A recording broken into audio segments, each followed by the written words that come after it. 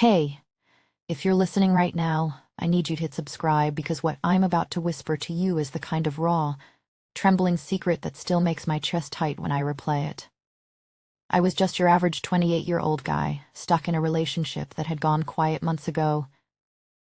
Nights at home felt like sitting next to a stranger who used to know me. Work was the same gray blur every day. I felt invisible, like the version of me she once wanted had faded into the wallpaper. Then came that ordinary Tuesday evening, the one that cracked everything open without warning. It was past 11 p. When I dragged myself down to the apartment gym, hoping the burn in my muscles might quiet the ache in my head. The place was almost empty, just the low hum of the AC and the faint scent of rubber mats. That's when I saw her. My new neighbor, freshly divorced, I later learned. She was stretching on the floor mat in those tight black leggings that clung like a second skin. Her movements were slow, deliberate, the kind that made the air feel heavier around her. I was at the weights, lifting when our eyes met in the mirror. That first charged glance hit me like static electricity snapping between us. She didn't look away. Instead, a soft smile curved her lips, gentle but knowing, and she said, "Mind if I join you on the bench?" My heart slammed against my ribs before I could even nod. I managed some reply, voice steadier than I felt. She walked over, close enough that I caught the warmth radiating from her body. We worked in silence at first, but every time our reflections crossed in the glass, something unspoken passed between us. Her breath came steady and calm while mine was already forgetting its rhythm. She was beautiful in that lived-in way, hair pulled back loosely, a few strands escaping to brush her neck. Nothing happened.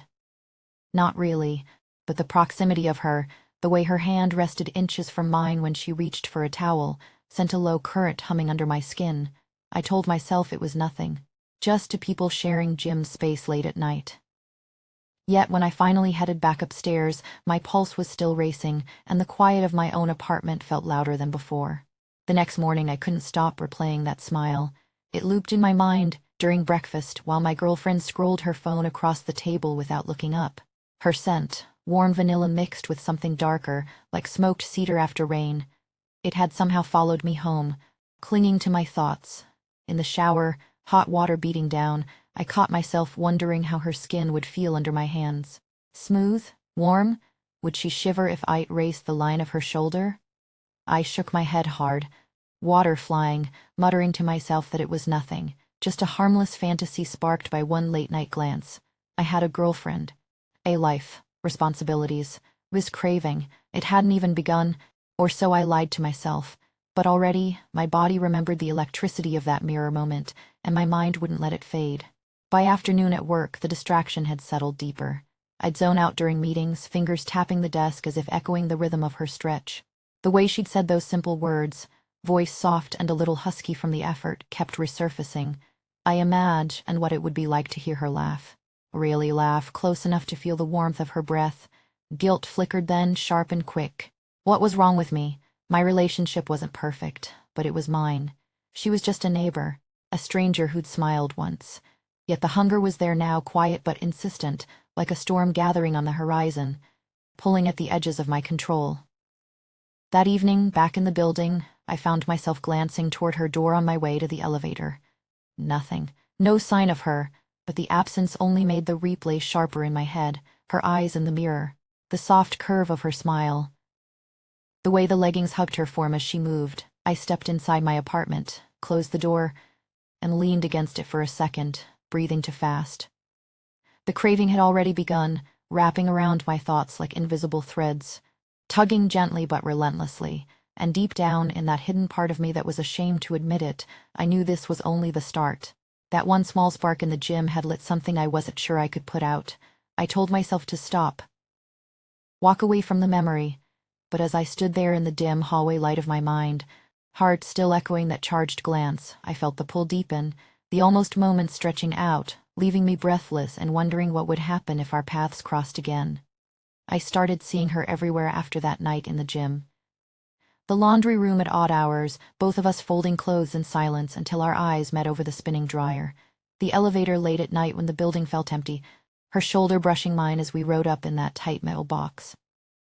Even the corner coffee shop, where she'd be waiting in line just as I stepped in, her laugh warmer each time, like honey slowly warming in sunlight. Each encounter pulled me closer without either of us saying much. Her fingers would graze my arm when she reached for the same detergent, lingering a beat longer than necessary. I hated how my skin remembered that touch, how it burned quietly under my sleeve for hours afterward. One stormy evening, the power flickered out across the whole building. We ended up on the emergency stairs, sitting on the cold concrete steps with a single candle between us. Rain hammered against the windows somewhere above, and the flame danced across her face, softening every line. Her knee brushed against mine in the dimments, just that small pressure. Fabric against fabric, warmth bleeding through. My body reacted instantly, a rush of heat I couldn't control. I shifted, trying to hide it, but the ache only deepened. God, I hated wanting her this much, this fast. She was just being neighborly, right? She started leaving small things at my door after that. Homemade cookies wrapped in brown paper, a note saying I looked like I forgot to eat between shifts. The scent of vanilla and warm sugar hit me every time I opened the package, and I'd stand there in my kitchen, staring at them like they were evidence of something dangerous. Then came the afternoon her faucet started leaking. She knocked, voice hesitant through the door, asking if I knew anything about plumbing. I went over with my toolbox, heart thudding louder than the drip. We worked side by side in her tiny bathroom, my arm occasionally pressing against hers in the narrow space. When I finally tightened the last bolt and the leak stopped, she turned to me with relief shining in her eyes. Her hug came without warning.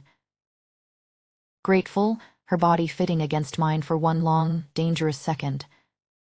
The press of her chest, the way her breath caught near my ear, it sent electricity straight through me. I froze, arms hovering, not daring to hold her tighter.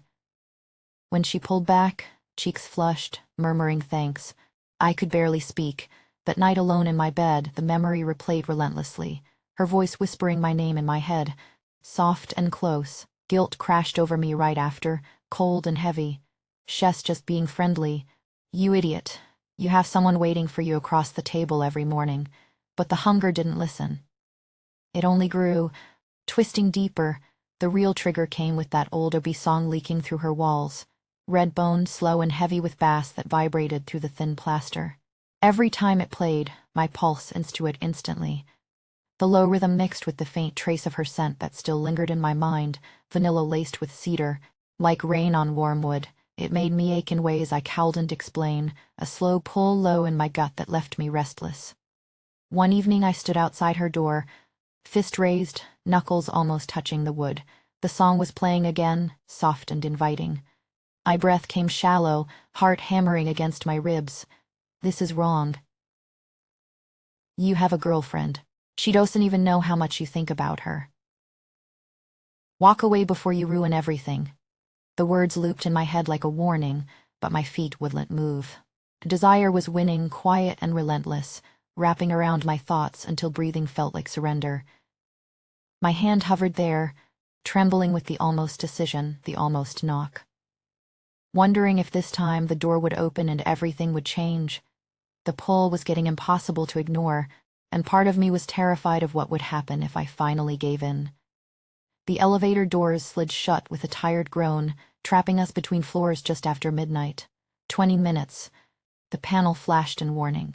She stood inches away in the dim emergency light, her shoulder brushing the wall as the car gave a sudden lurch. Her body swayed toward mine for balance, and I felt the warmth of her breath ghost across my neck, soft and quick. Without thinking, my hand found the small of her back, steadying her through the thin fabric of her shirt. She didn't pull away. That single point of contact burned hotter than anything I'd shared with my girlfriend in months. The air thickened until every inhale felt stolen. My pulse hammered so loud I was sure she could hear it. God, the shame hit instantly. Yet I left my hand right there, fingers barely pressing. Terrified she'd notice how badly I was trembling. When the doors finally jerked open on the lobby, I stepped out dizzy, rock hard beneath my jeans and hating myself for it. She murmured a quiet thanks, eyes flicking to mine for half a second too long before she hurried toward the exit. I stood frozen, the ghost of her warmth still clinging to my palm like evidence I couldn't erase. After that, the late-night gym became our unspoken ritual. We'd accidentally cross paths around one the place empty except for the low hum of machines and the faint scent of clean sweat and metal. One session she asked me to spot her on squats, voice casual but her gaze anything but. My hands settled lightly on her hips to steady her through the movement, and the heat of her skin through thin leggings sent fire racing up my arms.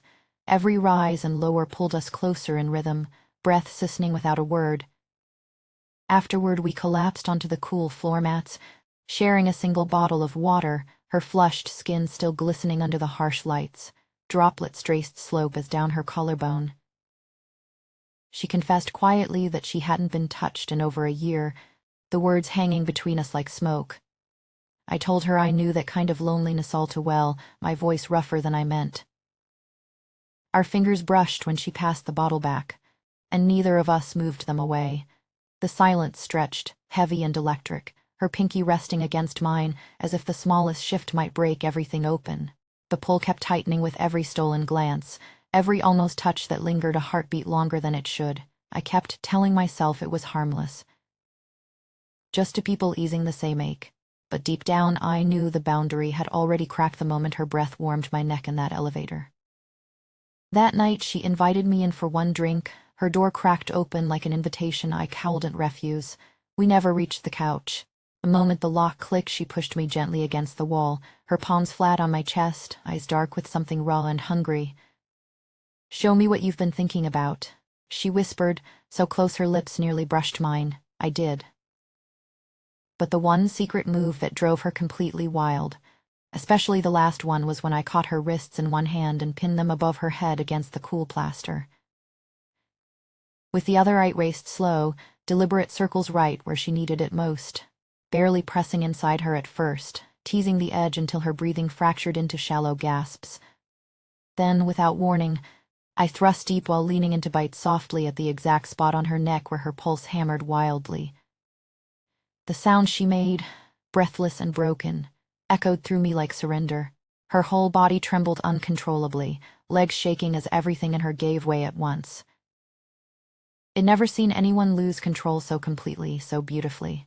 The hunger in her eyes when she looked up at me afterward cracked something open inside my chest. Yet even as the rush flooded through me, guilt clawed right behind it, cold and insistent. Hi girlfriend's face flashed in my mind, her trusting smile over morning coffee, and the ache twisted into something sharper. This was wrong on every level. She was my neighbor, lonely like me, but still, I had someone waiting. I should have stopped. I should have walked out that door before the almost became real. But her wrists were still warm under my grip, her breath still ragged against my shoulder, and the pull only grew stronger, dragging me deeper into the gravity of her. I didn't know how much longer I could pretend this was just comfort, not when every inch of me already craved the next time her body would lean into mine like that again, trembling on the edge of something neither of us could name. The next morning my phone buzzed on the nightstand while I stood in front of the mirror, shirt half-buttoned. My girlfriend's text stared back at me. "Why do you smell like someone else's perfume?" My eyes dropped to the faint bite mark blooming on my shoulder, purple against my skin, still tender when I pressed it. Heat flooded through me again, uninvited, memories crashing in of her body arching, breath catching, that single moment when everything tightened and broke open at once. "I'm destroying to lives for this," the thought hit like cold water, yet my pulse quickened anyway, shame and craving twisting together until I owled to tell them apart. I had crossed the point of no return, and some part of me didn't want to go back. That same evening the pull dragged me across the hall again. She opened the door before I even knocked, eyes already dark with the same hunger that lived under my ribs now. We barely spoke. Her fingers found my shirt, tugging me inside, and soon we were tangled in the low light of her bedroom, the air thick with the scent of her shampoo and something warmer, more desperate. She whispered against my ear, begging me to use that secret move again, the one that made her unravel so completely. I caught her wrists, pinned them gently but firmly where they couldn't reach me, and let my other hand trace slow, teasing paths until her breathing turned shallow and fractured. Then, right when the tension felt unbearable, I gave her the last part. That deep, deliberate shift combined with the soft bite at the curve of her neck where her pulse raced wildly. Her whole frame trembled against mine, a broken sound escaping her lips, legs shaking as waves of surrender washed through her. She clung to me afterward, tears glistening at the corners of her eyes, whispering how alive she felt for the first time in years. And God help me, so did I. Now I sneak over almost every night, heart hammering each time her door clicks shut behind us. The guilt waits for me the moment I slip back into my own apartment, heavy and sharp, eating away at the high. My girlfriend's messages pile up unanswered some evenings, her voice on the phone sounding smaller each time I lie about late work or gym sessions. I tell myself I'm just chasing something real, something that makes me feel seen and wanted in a way routine never could. Yet every time I leave her bed, the shame coils tighter, whispering that I'm a monster for needing this so badly. Am I, or am I finally being honest about the ache I'd for so long, the kind that no amount of pretending can fill? She keeps asking for it again and again and again, especially that final brutal edge, the one that leaves her breathless and crying at the same time, body surrendering so beautifully it haunts me through the daylight hours. I feel more alive than I have in years when I'm with her, every nerve singing with the electricity between us, but the mornings after are brutal. I stare at my reflection, trace the new marks she leaves, and wonder how much longer I can keep balancing on this knife's edge without everything cutting open. So tell me in the comments, am I completely fucked up for chasing this kind of raw, addictive pull, or would you do the exact same thing if you knew that one secret move could make your partner lose their mind like that? Drop your judgment, your own hidden confessions, or tell me if you want the even more charged details of the night she asked me to do it 3 times in a row, each one leaving us more tangled than the last. You'll read every single comment. Subscribe if you're not scared of the truth that lingers long after the lights go out.